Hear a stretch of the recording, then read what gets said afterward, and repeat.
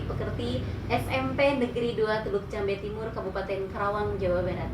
Sekaligus sebagai mahasiswa PPG dalam jabatan kategori 1 gelombang 1 2024 Universitas Islam Negeri Sultan Maulana Hasanuddin Banten dengan NIM 245060087. Pada kesempatan ini, saya akan melaksanakan praktek pembelajaran uji kinerja pada materi menyikapi fenomena dan musibah dengan ibadah khusus yang disiplin dan khusyuk dengan menggunakan model problem based learning. Mari kita simak bersama-sama.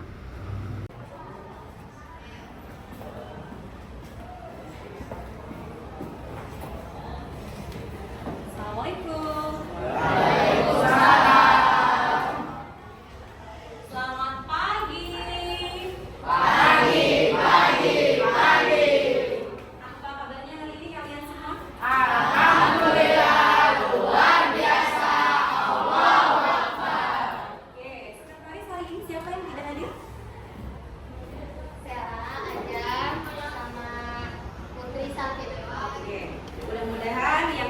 Tidak hadir, yang sampai mudah-mudahan disebutkan kembali seperti sedia kala. Baik, sebelum kita memulai pembelajaran, silakan untuk ketua kelas memimpin doa. Baik teman-teman, sebelum kita belajar, lebih baik kita berdoa terlebih dahulu. Dilanjutkan dengan membaca Quran surat Al-Mulk ayat 1 sampai 5.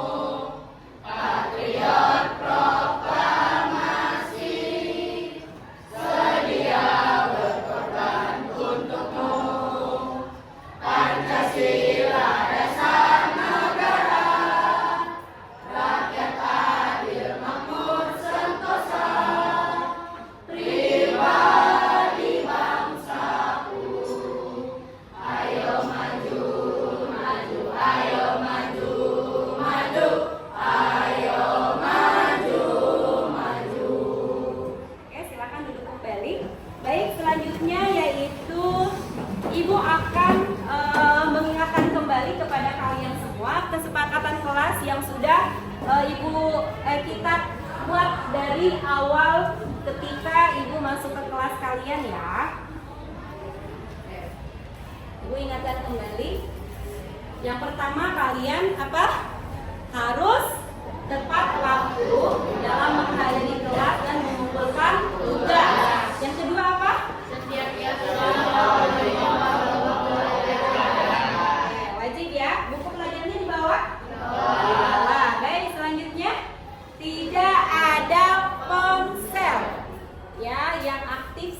pembelajaran berlangsung. Lalu yang keempat, dilarang untuk keluar kelas selama pembelajaran berlangsung kecuali apa?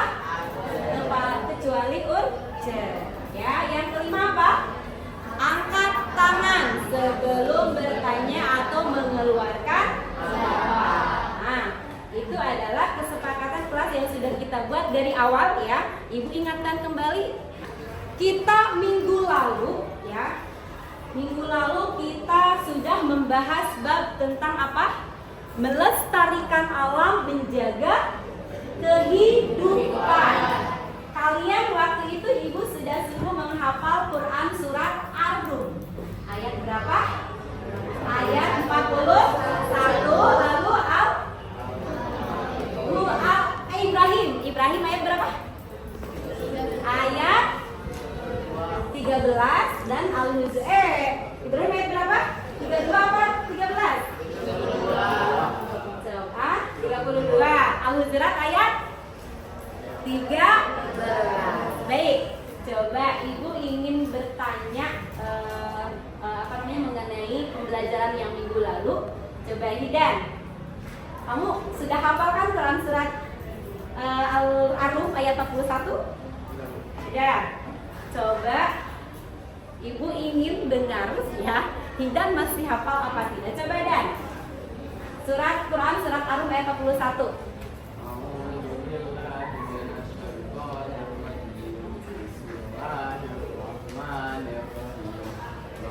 Fasadu fil barri wal bahri bima kasabat aydin nasi liyudhiqahum ba'dal ladzi 'amilu la'allahum yarji'un. Artinya, setelah tampak kerusakan di darat dan di laut akibat perbuatan tangan manusia, Allah menghendaki agar mereka merasakan sebagian dari akibat perbuatan mereka agar mereka kembali ke jalan yang benar. Quran surat Ar-Rum ayat 31. Oke, tepuk tangan dulu dong untuk kita. Coba ini bertanya mengenai dari Quran surat Ar-Rum ayat 41 itu tentang apa, Dan? Tentang kerusakan alam. Kerusakan alam. Berarti otomatis apa? Kalau kerusakan alam berarti kita untuk apa? Untuk bisa menjaganya atau melestarikannya. Baik nih, baik anak-anakku sekalian. Minggu ini atau hari ini kita akan membahas bab tentang, silakan kalian lihat. Selanjutnya kita akan membahas bab tentang ibadah dengan disiplin dan penuh harap kepada Allah Subhanahu wa taala serta peduli terhadap sesama melalui sholat gerhana, istisqa dan jenazah. Tujuan pembelajaran hari ini adalah yang pertama, kalian dapat menjelaskan pengertian sholat gerhana dan istisqa beserta sholat jenazah. Lalu yang kedua, kalian dapat menjelaskan ketentuan dan tata cara pelaksanaannya dengan benar.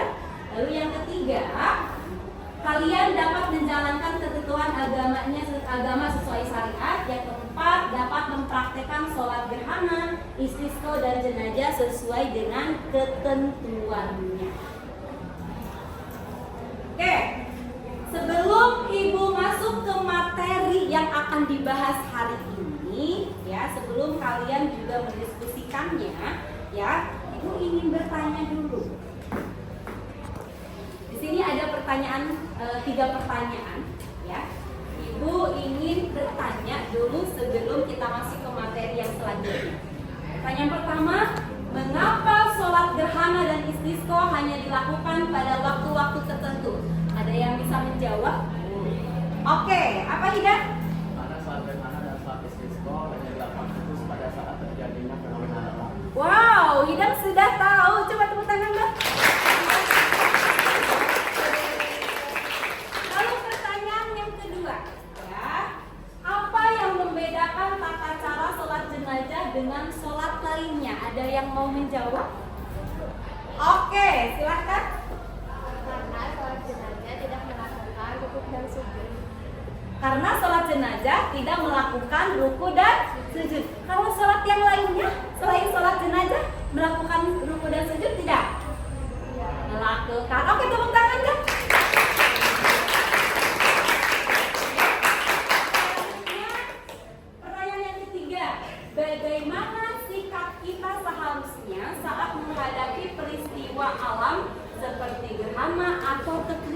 Ada yang mau menjawab? Oke, sebelah sini. Kelompok berapa ini? 3. Oke, silakan. Kenapa? Nggak kedengeran saya? Kita harus banyak beristighfar dan berdoa kepada Allah. Kita harus banyak beristighfar dan berdoa kepada Allah. Oke. Ucap bagus banget.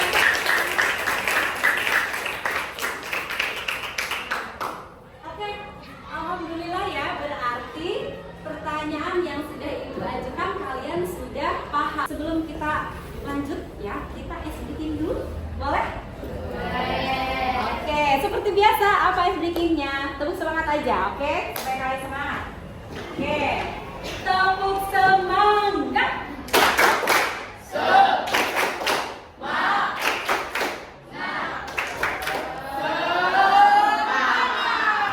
Oke, kalau misalkan Ibu bilang 8C, kalian bilang semangat seperti tadi ya. 8C.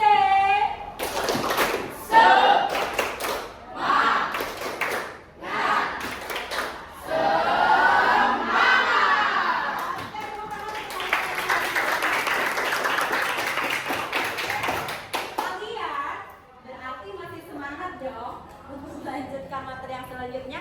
Baik, selanjutnya kalian lihat di sini ada infografis ya. Ada infografis, silakan kalian lihat. Oke, sini. Nah, di sini coba bisa kalian lihat ya. Ibadah dengan disiplin dan penuh harap kepada Allah Subhanahu wa taala serta peduli terhadap sesama melalui sholat gerhana, istisqa dan jenazah. Bisa kalian lihat, bisa kalian baca sendiri ya sebelum kita mulai ke diskusi yang akan kita jalani pada pembelajaran hari ini. Lalu selanjutnya ada sholat istisqa. Sini istisqa berasal dari kata dalam bahasa Arab yaitu al-istisqa yang berarti meminta hujan, yang disebabkan hujan tidak pernah turun atau musim kemarau ya. Hukum sholat istisqa adalah sunnah muakkad. Sunnah muakkad itu adalah sunnah yang dianjurkan ya, khususnya ketika ada keperluan yang mendesak. Nah, sebelum melaksanakan sholat istisqa diusahakan agar memperbanyak apa? Istighfar atau memohon ampun atas segala dosa yang telah dilakukan. Ibadah dengan disiplin dan penuh harap kepada Allah Subhanahu wa taala. Ini rukun adalah sesuatu yang harus dipenuhi untuk sahnya suatu ibadah. Tertib artinya ibadah harus dilakukan secara urut sesuai dengan ketentuan. Rukun dan tertib dalam ibadah mengajarkan kedisiplinan. Ya. Selain disiplin sesuai dengan rukun, ibadah juga harus dilakukan dengan harap kepada Allah. Selanjutnya, silakan Ibu akan memberikan tugas kepada kalian. Ini kelompoknya sudah sesuai? Sudah sesuai kelompoknya, baik. Kalau sudah sesuai, Ibu akan memberikan soal, ya, soal-soal. Nah, soal ini silakan nanti kalian cari solusi ya dari permasalahan yang diangkat dari soal yang ada di LKPD ini. Paham ya? Jadi kalian nanti cari solusi dari soal yang ada di LKPD ini. Ya, karena kita sekarang menggunakan model PBL atau Project Based Learning, yaitu untuk pemecahan masalah yang terjadi pada kasus-kasus ya yang kita ambil dari materi yang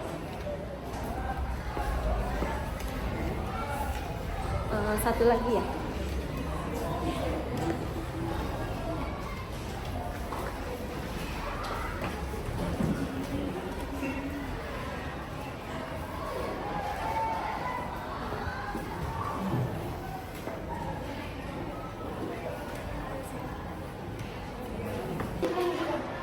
Selanjutnya kita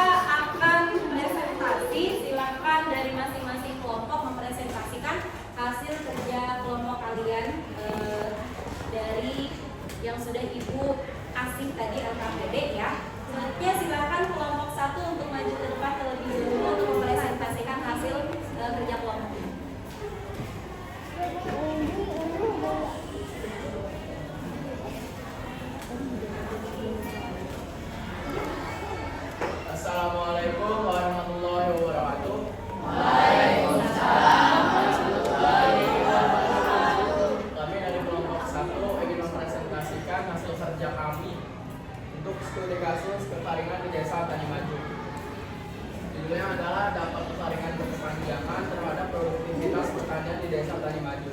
Dan deskripsi kasusnya adalah kekeringan yang terjadi di Desa Tani Maju telah berlangsung selama 8 bulan yang mengakibatkan sungai-sungai mengering dan sumur-sumur warga mulai kekurangan air. Tanaman pangan seperti padi, jagung, dan sayuran mengalami gagal panen karena kekurangan air.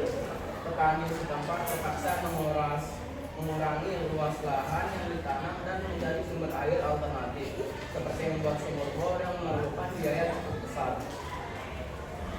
Dampaknya adalah yang pertama adalah dari ekonomi. Kekeringan yang berkepanjangan menyebabkan penurunan produksi pertanian secara drastis yang berdampak langsung pada pendapatan masyarakat desa. Banyak petani terpaksa menjual ternaknya untuk memenuhi kebutuhan sehari-hari. Dampak yang kedua adalah sosial. Kekeringan juga memicu terjadinya konflik antar warga terkait perebutan sumber air yang semakin langka. Beberapa keluarga memilih untuk berimigrasi ke daerah lain yang memiliki sumber air lebih baik, meninggalkan lahan pertanian mereka. Dan yang ketiga dan terakhir adalah lingkungan. Kurangnya air juga mengakibatkan penurunan kesuburan tanah, memperburuk kondisi lingkungan di Desa Tani Maju. Lahan yang tidak dikelola dengan baik mulai mengalami erosi yang dapat berdampak panjang terhadap ekosistem lokal. Oke, solusi dari dampak tersebut itu solusinya apa? Melakukan sholat istisqa. Melakukan sholat istisqa. Sholat istisqa itu sholat untuk apa? Sholat untuk meminta hujan setelah mengalami kemarau panjang. Apa caranya? Untuk cara melakukan sholat istisqa adalah yang pertama, imam sholat akan menyeru jamaah untuk memulai sholat. Dan cara yang kedua adalah sholat 2 rakaat dilakukan seperti biasanya. Dan yang ketiga, setelah sholat selesai dilanjutkan dengan khutbah dari imam. Oke. Selanjutnya ini dari presentasi dari kelompok 1, ada yang mau ditanyakan? Dari oke, silakan. Assalamualaikum warahmatullahi wabarakatuh. Waalaikumsalam. Saya dari kelompok 5 ingin bertanya kepada kelompok 1. Dampak signifikan dari kasus tersebut. Dampak signifikannya itu tadi ada 3. Yang pertama dari ekonomi, dan kedua dari sosial, dan ketiga dari lingkungan. Sebenarnya untuk dampak signifikannya itu terbagi pada ekonomi sebenarnya. Karena kekeringan yang berkepanjangan menyebabkan penurunan produksi pertanian secara drastis yang berdampak juga kepada kehidupan masyarakat di Desa Tani Maju. Bagaimana? Oke, terima kasih, tepuk tangan dong untuk kelompok 1. Dari kami, wassalamualaikum warahmatullahi wabarakatuh. Waalaikumsalam warahmatullahi wabarakatuh. Oke, selanjutnya silakan untuk kelompok 2 mempresentasikan hasil kerja kelompoknya.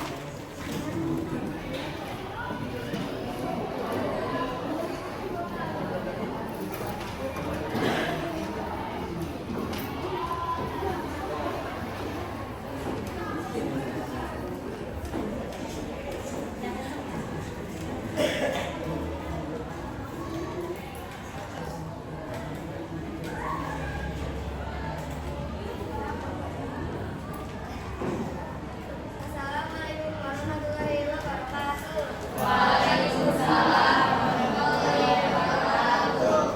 Kami dari kelompok 2 ingin mempresentasikan hasil kerja kami.